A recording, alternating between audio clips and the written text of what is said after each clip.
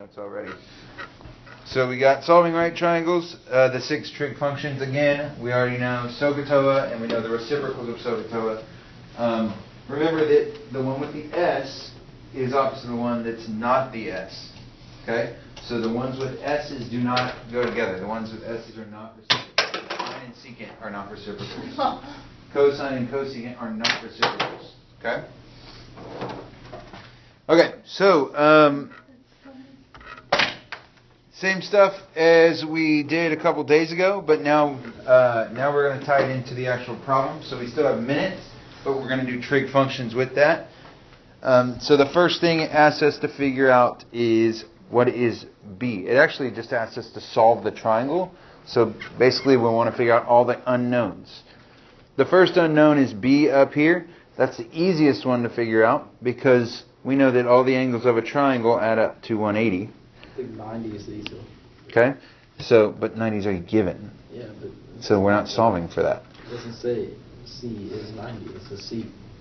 Therefore, you got to solve for 90. Just the square. Just a square. But it says it's 90. That's what it is. The easiest one. So you're not solving for it. Okay, so instead we can take 180 and we can subtract everything we know. So we can subtract 90 and we can subtract 45 degrees and 21 minutes. That'll tell us that B is 44 degrees and 39 minutes. Okay, so that's our first part of this problem. We now know every single angle. Next we're going to figure out A and B. If ever you have to make your own triangle, remember that lowercase letters are opposite of their own uppercase. So capital B is the angle opposite of lowercase b. Just remember that for organizational purposes.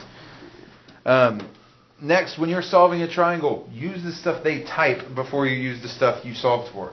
So I'm not going to use this unless it's absolutely necessary.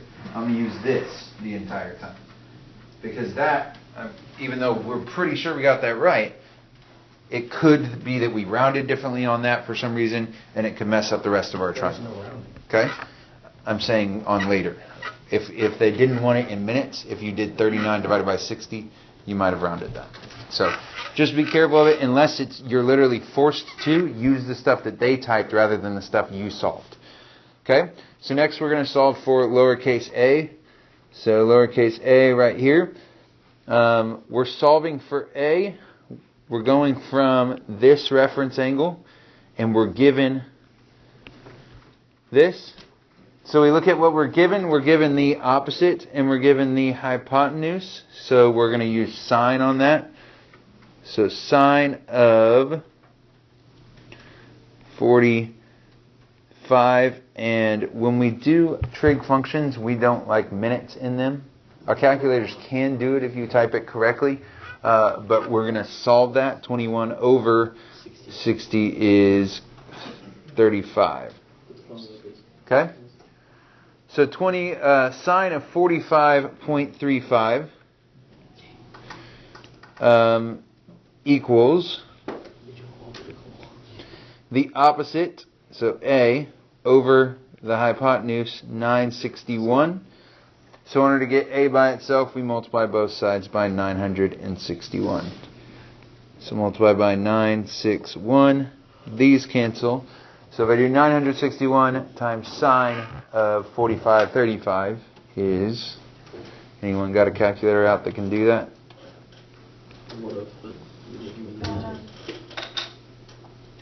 You have a calculator right there. Yeah, I know. I would have typed it in for you, but you didn't give me the reason. Oh, okay. Is it 600 something? 683.667. 18 problems of this? Okay, so 0.67. My notes have it rounded to 2 decimal places, so I would guess that's what the homework would want you to do too. Normally I try to keep it that way. I got the same problem. As I just did? Almost. Okay. I have a different angle. So you have a completely different problem. No, but I got 961. That still changes your entire... I understand that. I'm just saying... Okay. Cool, Luke. Good job. Okay, B B, so we are still using our same angle. We've got these two things. So we got hypotenuse and we've got adjacent. Okay, so to do that, we use cosine.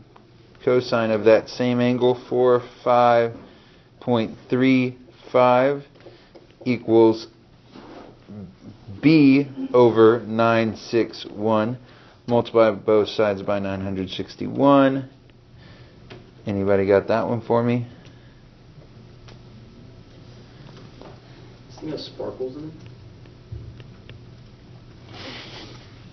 675.37.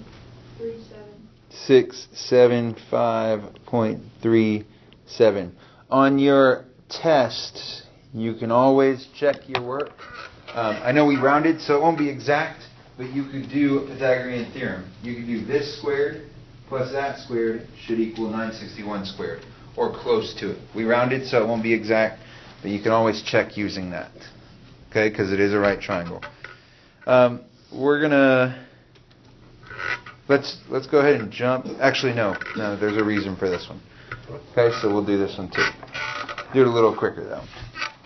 So first thing we wanted to figure out is M. So M right here, M is 180 minus 90 minus 46.3. That's already changed, so we don't need to change that in any way. It's already converted into decimal. So M is 43.7.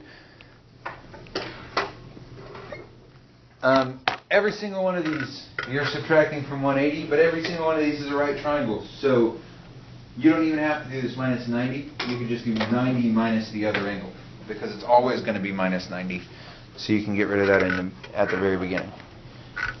Okay, same as before. Now we're going to solve using this angle. We don't need to convert it again. We're going to solve for P first. Okay, so using P, we have the adjacent, and we're looking for the hypotenuse. So we're going to use cosine. Cosine of 46.3 equals the adjacent 125 over P. Okay, so what we can do is we can multiply both sides by P to get rid of our fraction, and then divide both sides by cosine of 46.3. But the fastest way for doing the exact same thing is just swapping the sides. So swapping the P with that entire side. That's going to do the exact same thing as what I just said, but it'll go a little quicker for you. So we're going to move P over to this side and make 125 over cosine of 46.3. That gives us P as 180.9. That's the reason why I wanted to do that one, because it has that switch that you can do. Wait, why can you use cosine or? What? You use cosine on that because of what you're given. You're asked to find hypotenuse and you're given the adjacent. Alright, well, the one on the homework is using cosine and it had the one for you. This one used cosine too. It just used cosine on this part because we were trying to find the adjacent. Depends on what we're trying to find and what you're given. Right? So that's the main thing. Look at the side that you're trying to find and the side you're given, and that will tell you which trig function to use. Okay, I'm going to jump ahead. I think N is just like the one above, but I'll go ahead and write down the answer for you. N equals, N you'll use tangent for 6.3. You'll use tangent, and then you'll take tangent and multiply it by 125. And that gives you your N. So N is 130.8. Okay, so that's right triangles. You just look at what you're asked to find and what you're given, and those tell you which trig function to use. This one, it doesn't have a triangle drawn for you, so you will want to draw a triangle, so you just use your correct sides. Remember that capitals are across from lower cases. Okay, so if it asks you for a capital, it has to be across from the lowercase that you wrote down. Okay, so the first thing I do is figure out what b is. So 6 squared plus b squared equals 10 squared. Pythagorean theorem. So 36 plus b squared equals 100. How do you do the minutes on your calculator? I know how to turn into decimal. I'm saying, how do you do the minutes? I don't know. Somebody figured it out last year, but I never used it. It's got to be under like the math button. Okay, so b is 8. So now we've got a triangle, so we can go over to the side and actually draw that, just so we've got it visualized. Okay, so we know that B is going to be across from capital B. A is going to be across from capital A. C is always our hypotenuse, so lowercase c and capital C. I have a question. Yes. For the Pythagorean theorem, couldn't you just do 10 squared minus 6 squared, so then it would be like 4 squared, and then just do minus? Yes. Some people say that there are 3 ways that you can write the Pythagorean theorem. If you're given a hypotenuse, if you're given a c, then you can subtract. If you're not given a hypotenuse, then you add. But yes, you could have done 10 squared just minus 6 squared. Okay. Just a different way of writing it. Okay, so now we've written this down, so we just got to fill in everything we know. So we know that A is 6. We just figured out B is 8. And we know that C is 10. Remember, I would probably not use 8, even though we know that that's correct. I just always use the ones that they gave us, just to be sure. So now we have to figure out all these angles. We know this angle is 90. That's an easy one. We've got to figure out the other 2. So the first one I'm going to figure out is B. So down here, I'll figure out B. If we're looking for B, if we're looking for this angle, we've got an adjacent and we've got hypotenuse. So we're going to use cosine. Cosine of angle B is the adjacent, which is 6, over the hypotenuse, which is 10. You can simplify that if you want.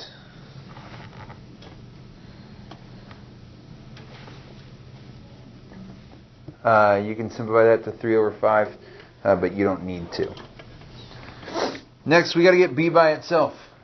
Cosine is not being multiplied by B. That is a very common thing that people think.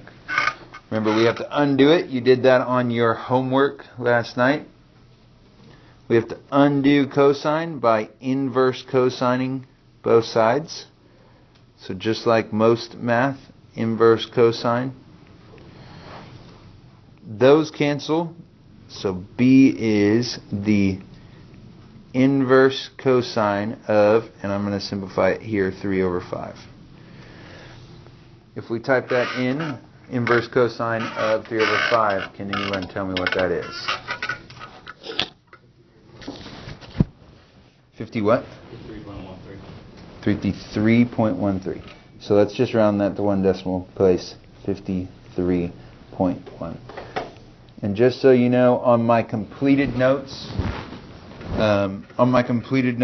I used sine, and I did use this 8 that we solved for, and I got the exact same answer. So it'll work any way that you can. Next, solve for capital A and do the same thing. So capital A is the sine. Let me give some space. Sine, because if we're trying to figure out this A, then we have the opposite over the hypotenuse, which would be sine. So sine of 6 over 10 equals A. Inverse sine both sides. I did that completely wrong. Swap those. That's what I meant, right? inverse sine both sides, so that's A equals sine -1 of 3 over 5.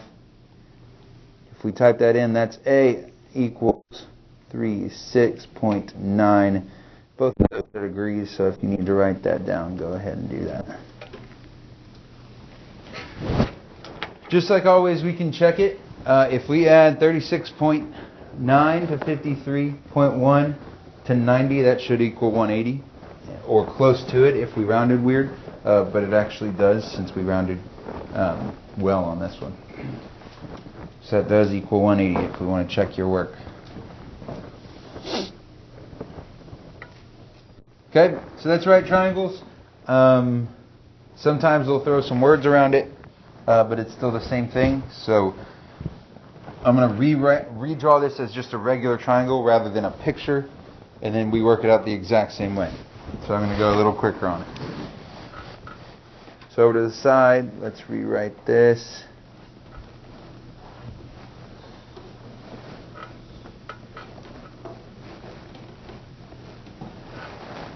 Okay, so I'm going to round this to 58.667. Okay, when I type that into my calculator, I'll type it in with a lot more sixes so that we get the most accurate number. Okay, so I won't round it that early when I actually use my calculator on that. Then we have 13.5, and D is what we're looking for. So it says a 13.5 meter fire truck ladder is leaning against the wall. Find the distance the ladder is. The ladder goes up the wall. So trying to find this distance, we have this. So from this, we have an opposite and a hypotenuse. So we're going to use sine. So sine of 8.66667, and you can even do more than that, because it should technically go on forever, equals the opposite over the hypotenuse. So 13.5 multiplied by sine of that number, 58.667, should give us D. So D is 11.53 meters.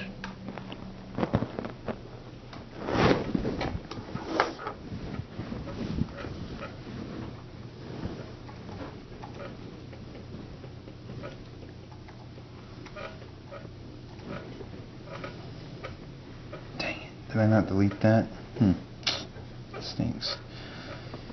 Okay, I'm just going to make sure that this is drawn correctly. We don't have to work out the whole thing. The good thing about word problems is they don't make you solve multiple parts. You don't have to find sine, cosine, tangent, cosecant, secant, and cotangent.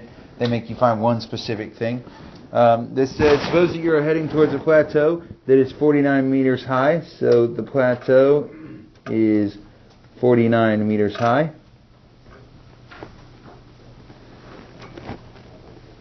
If the angle of elevation to the top of the plateau is 20, so if you were right here and you're looking up at the plateau, this is 20 degrees. Then find the distance between you and the base. So this is what they're trying to find. Okay, so what you would use on that is opposite and adjacent. So you would use tangent on that. Tangent 20.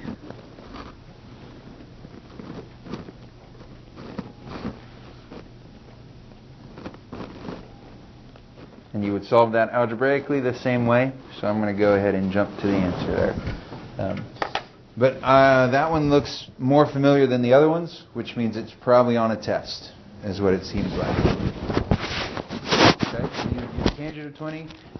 Tangent is opposite over adjacent, so 49 over D. That's when you would switch the side and the bottom, and then just divide.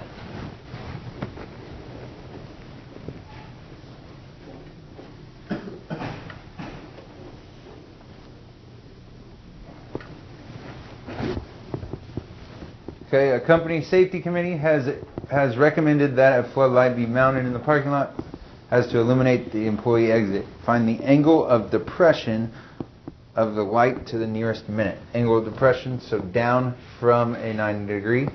But these two angles are alternate interior angles, if you remember that phrasing. They're alternate and interior, so they're exactly the same. So this angle is the same as that angle, so then we can just use these two things. That's an opposite and adjacent, so we're going to use the tangent of that is this. Okay, it's already drawn pretty perfectly for you, so that's tangent of theta equals 39.36 over 5168. Take the inverse tangent of both sides.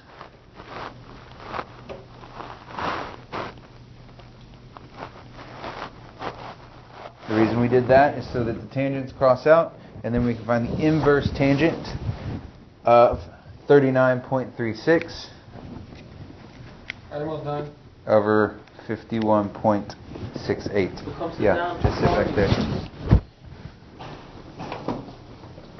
I need help. Yeah, don't we all?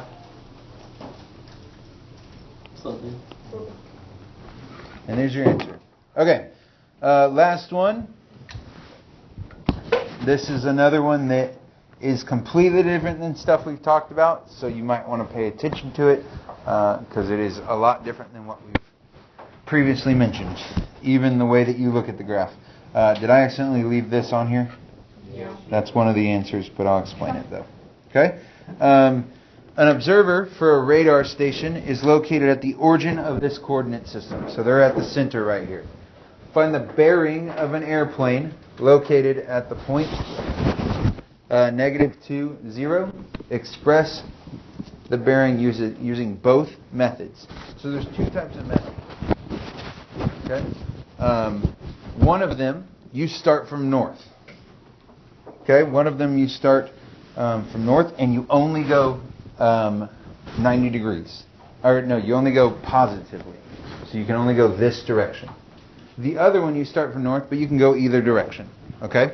So our first is we start here. That's the first thing that's a lot different than what we've talked about. We've normally started on the positive x-axis over here. So when you're doing bearings, then you use the north axis, okay, the top axis. The first method, let me use black because that's what our answer is in. The first method is you rotate always clockwise. Okay? And we rotated three quadrants, so that would be 270. That's a 270 degree angle. Okay, that's one way. The other method is you can start from north or south, and then you tell me which direction you go and how far. Okay? You can actually start. Some of the answer choices will say that you can start from east or west, but we start from north or south. So first, tell me how to get to that x if I started on the north axis. I can go either direction. I can rotate this way 90 degrees. So we started, you write down where you started, you write down how far you went, and now which direction did we go? Did we go to the west or to the east? Well, we've got never eat soggy waffles, right? So we rotated from the north 90 degrees towards the west. So put a W there. This is the other way that you can write the bearing.